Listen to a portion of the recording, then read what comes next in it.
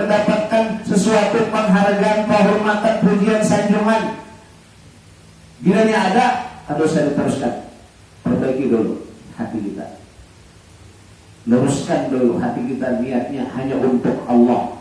Kada untuk apa-apa, aku gak amal ini. Kada ingin apa-apa, aku beribadah ini. Kada ada maksud apa-apa, hanya untuk Engkau ya Allah. Nah, mantap juga. Orang tahukah, adakah? Orang mengerti, adakah? Orang mendengarkankah, adakah? Orang sayang, senangkah, adakah? Yang penting untuk Engkau ya Allah. Jujur sudah tak? Bila untuk Allah.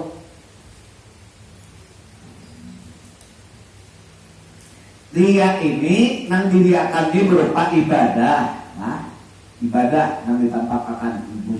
Cuma ada lagi nang kaliwat bodohnya maksiat ditampakkan. Nah, ini lebih parah lagi. Kalau dia ibadah, kebaikan diperlihatkan ke orang atau didengarkan ke orang. Ada lebih parah, kemaksiatan, dosa, keburukan ditampakkan ke orang.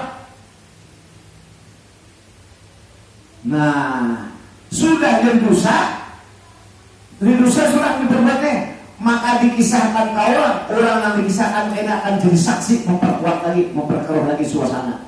Jadi mestinya kalau ada keburukan dosa itu jangan dikisahkan ke orang, jangan ketahuan orang. Bertobat, perbaiki, insafi, sadari, stop. Jangan dikisahkan ke orang.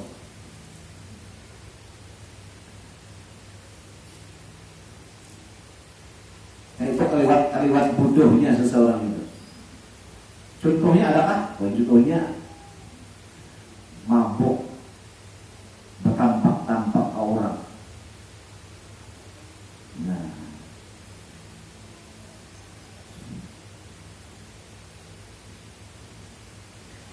sabda Nabi lagi. Sabda Nabi sallallahu alaihi wasallam, istaizu billah min jubbul hazan. Qila wa ma huwa? Qala wadin fi jahannama u'idda lil qura'il mura'in.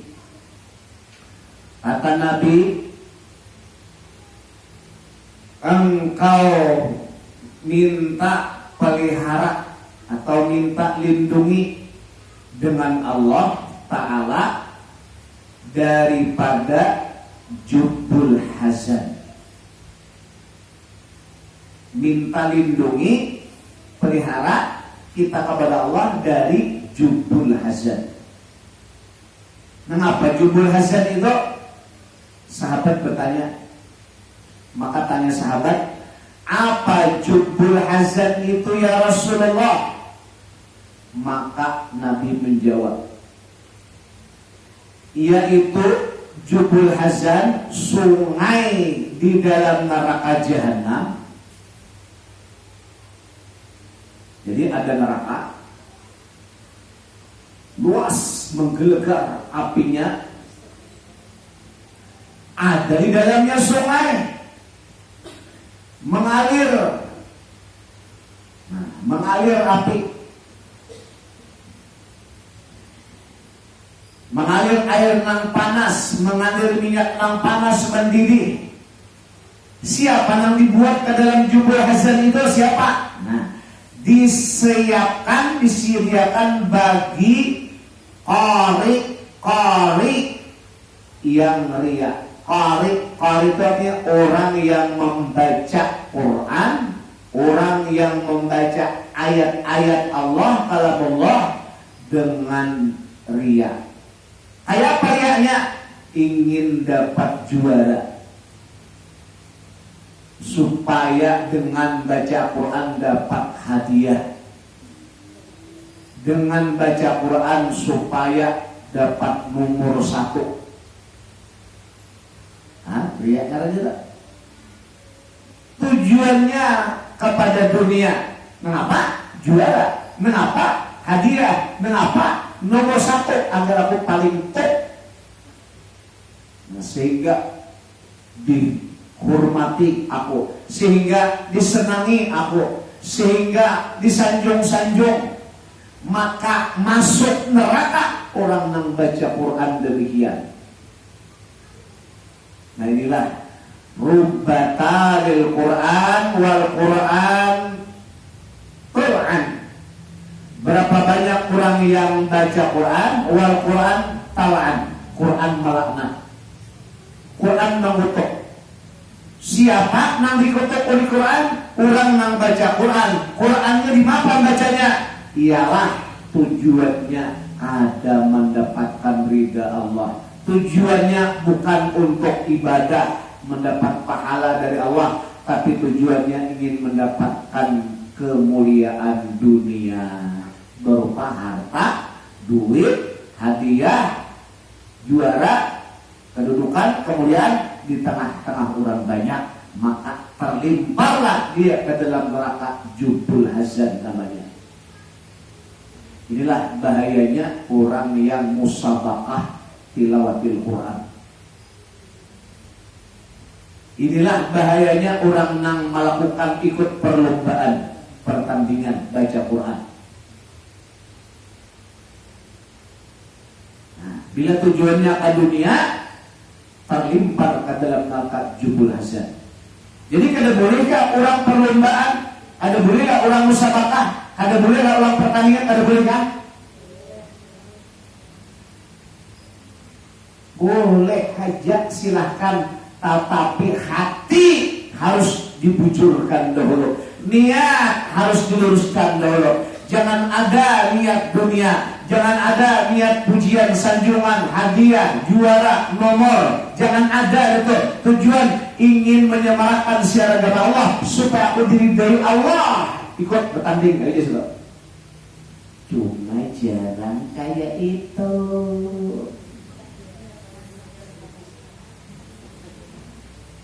Jarang nang kayak itu teh. Niatnya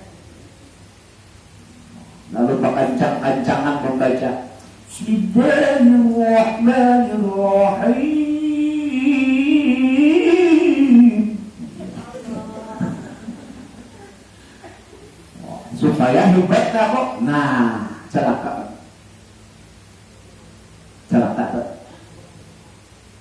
bukan bapak harap Quran yang mengutuk.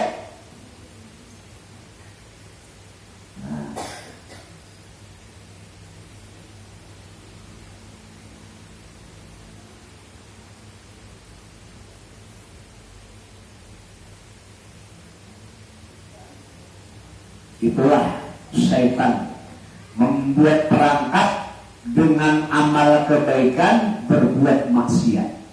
Itulah jebakan syaitan dengan amal ibadah berlaku perbuatan yang mengandung dosa. Dikira baik padahal buruk, dikira madu ternyata racun. Kenapa? Amal baik siapa bilang baca orang pada baik? Sekampungan orang mengatakan baik. Kita pun mengatakan orang baca orang baik. Cuma ada tujuan hatinya, duniawian. Nah.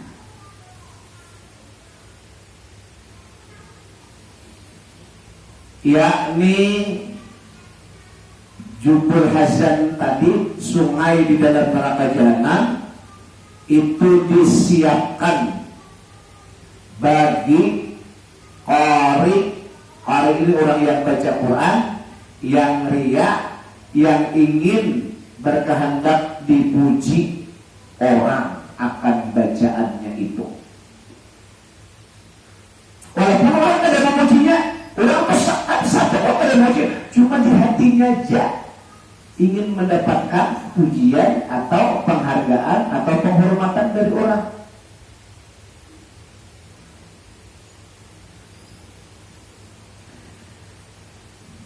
Jadi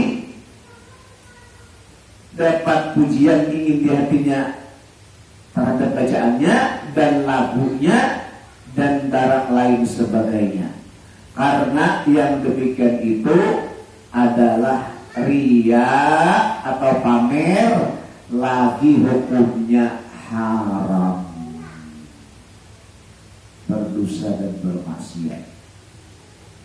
Makanya bab kita ini pembicaraannya mengenai maksiat batin. Maksiat batin. Nah, apa contohnya maksiat batin? Ya ria. Kenapa dikatakan maksiat batin ria? Karena maksiatnya kada kelihatan. Kalau orang jadi maling nampak terlihat. Kalau orang membunuh nyata maksiatnya. Tapi kalau ria kelihatanlah nyata baca Quran baik, nyata sembahyang baik. Ternyata di bedalam nang kaya itu ternyata ibarat kue ini di dalamnya bagus, luarnya bau harum, durian bagus, kalau begitu dibelah isinya. Nah, gitu. Kira banyak ulatnya kalau kau dimakan. Di luarnya bagus, di dalamnya kada bagus. Itulah penyakit batin berupa ria.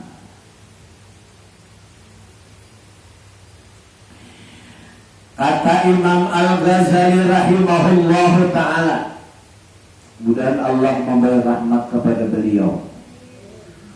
Dan beliau hakikatur riya talabul manzilati fi qulubin nasi bil ibadati wa a'malil khairi. Hakikat atau pengertian riya itu yaitu menuntut martabat atau bahasa kita mencari kedudukan yang terpuji, mencari kedudukan yang terpuji atau mencari kemuliaan yang terpuji di dalam hati manusia. Kayak apa supaya orangnya senang lawan aku, lalu memberinya. Memberi tujuannya supaya orang senang dengan aku, ya. Ingin mendapatkan kedudukan dirinya di hati orang.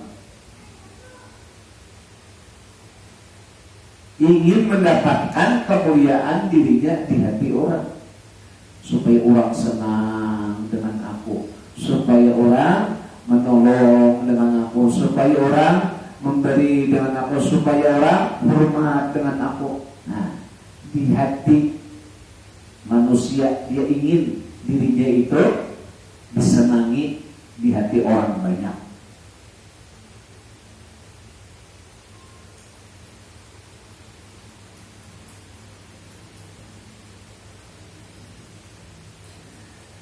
Dengan cara agar disenangi orang di hati orang, dengan cara mengerjakan ibadah dan dengan berbuat amal kebajikan. Jadi berbuat ibadah atau berbuat kebajikan, kebajikannya macam-macam, terserah. Apakah menolong orang, apakah bersedekah, apakah beramal yang baik, segala kebajikan. Tujuannya agar diriku ini disenangi di hati orang, agar orang semua ketuju dengan aku. Nah, itulah riya. Mencari kedudukan martabat di hati manusia dengan amal-amal yang baik itu.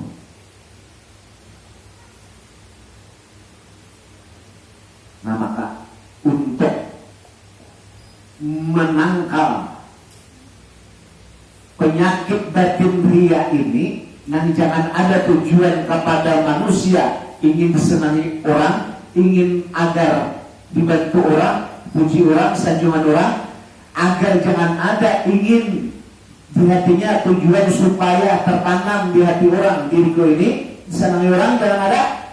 Untuk menangkal itu, tanamkan tauhid yang kuat. Apa tauhidnya? Dia sudah tahu kok. Kenapa? Nang bisa membalas siapa? Allah. Nang bisa mendatangkan rezeki siapa? Yang mengangkat derajat menjadi mulia siapa? Allah. Nang bisa mendatangkan bala siapa? Nang bisa mendatangkan bahaya siapa? Nang bisa mendatangkan manfaat siapa? Nang bisa menyelamatkan siapa? Kada mahal. Kalau ada manusia, Kalau kita sudah yakin tauhid kepada Allah, yang mengangkat derajat Allah, yang memuliakan Allah, yang melindungi Allah, yang memberi rezeki Allah, yang mendatangkan segalanya Allah, apa tujuan kepada manusia? Buat apa tujuan kepada dunia, kepada manusia yang akan bisa apa-apa ini? Maka ketika orang yakin hatinya berpegang hanya Allah semata memberi, maka aku dalam ibadah dan tujuanku hanya untuk Allah, agar Allah senang, ridha dengan aku. Titik. Punya Allah ridha, bisa Tuhan angkat kena, lalu disuruh Tuhan makhluknya agar ya Tuhan tenang, sanangi inya, ya bagus Pak Ama, tuh ya Tuhan, beri inya, tuh ya Tuhan angkat derajatnya.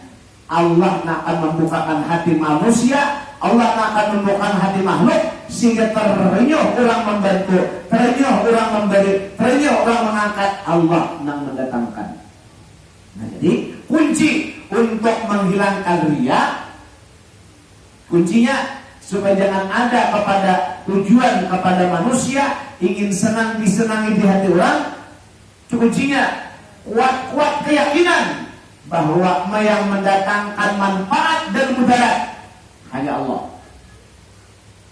Manfaat yaitu derajat, kemuliaan, harta, manfaat namanya. Mudarat, bahaya, penyakit, menghinakan, merendahkan, ya Allah.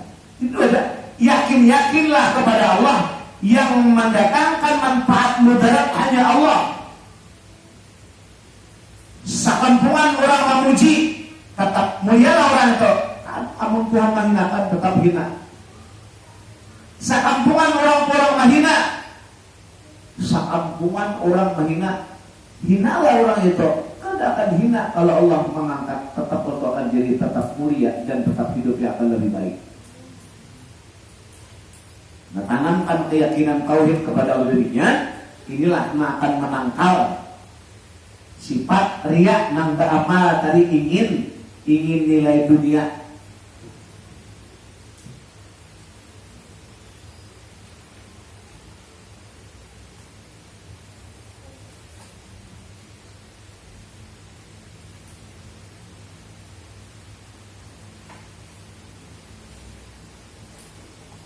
Ada orang hendak bersedekah 10 juta.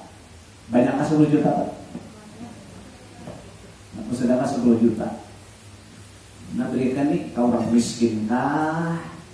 Ke masjid kah? Pilihannya dua. Orang miskin kah? Ke masjid kah? Kalau dibayarkan ke orang miskin, orang gemaknya. Tapi kalau dibayarkan ke masjid, ini adalah sumbangan dari si anu. Nah, ulang tahuan. Lalu yang memberi ke masjid ngariat. Sedikit dibeli apa? Riata. Lanjut.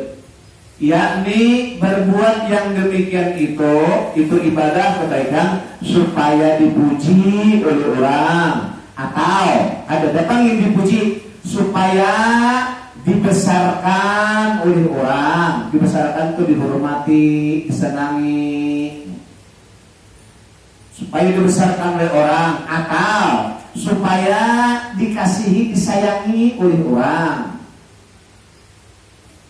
Ini ada anak ini hendak merantau, madam dan seorang Banjar. Lalu abahnya berpada, nak, anak kamu sudah kalau merantau ke tengah masyarakat yang banyak, di mana kamu kan di kampung orang, naklah baik-baik. Kamu nak sholat di masjid, jangan kamu di masjid, rajin-rajin berjamaah. Karena orang banyak sayang lawan ikan, banyak orang yang senang lawan ikan. Bujur ada nasihat itu? Hah? Bujur ada?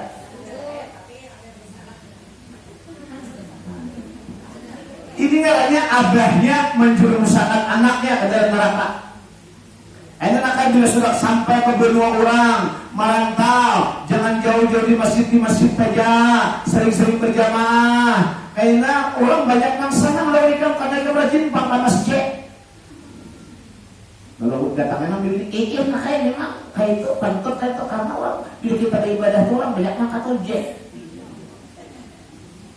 Berarti inya ibadah lalu datang kampung orang. Oh di masjid azan, jarang kalau salah kamarnya ke masjid selalu 5 waktu kada berarti selalu ke masjid. Dipesani pada orang tua bernasihat tapi salah.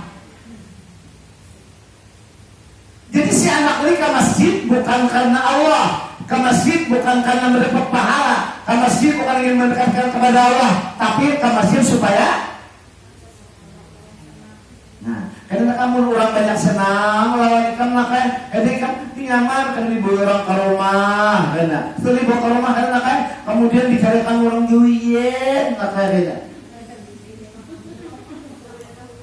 Nah,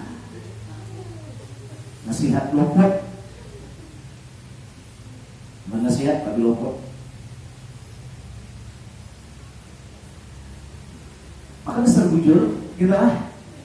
Coba, kalau ada orang tua rajin ke masjid baik, orangnya kelakuannya baik, siapa kan senang? Senang kan? Harus siapa itu ya? Anak siapa? Itu masjid kita pernah salah di masjid anak siapa? Anak jadi maksud.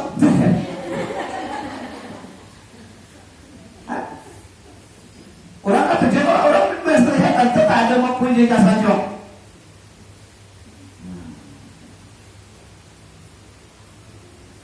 Karena ada seseorang orang ini merantau jauh dari kampung halaman yang jauh merantau.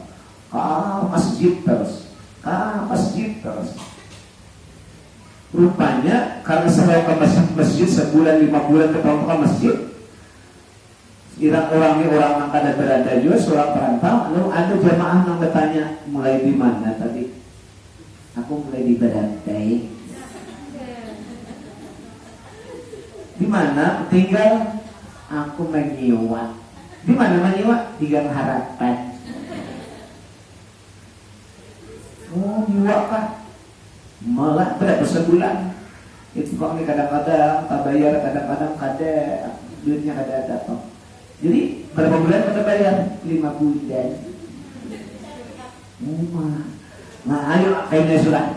Ada usah lagi menyewa dong. Ada usah lagi menyewa. Ada usah dong. Itu ada rumah siwanku. Pakai rumah siwanku. Dia tidak ada usah juga ya dan. Ada usah gini kani mari kayaknya mari kepikiran. Tapi kalau jangan izinkan aku mau Nah, ada tak? Akhirnya berdiam di rumah.